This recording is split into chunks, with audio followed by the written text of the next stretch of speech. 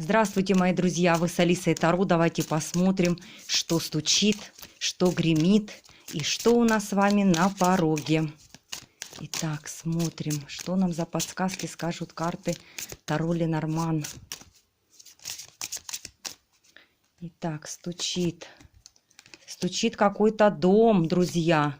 И этот дом откроет вам двери. Вот как раз он стучит. И вы, скорее всего, пойдете в этот дом и откроете своим ключом эти двери. Что же нам гремит?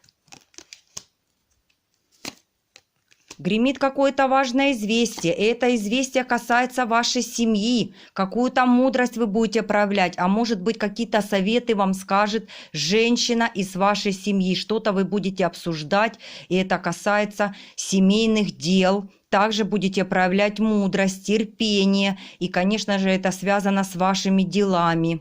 Ну и давайте посмотрим, что у нас на пороге.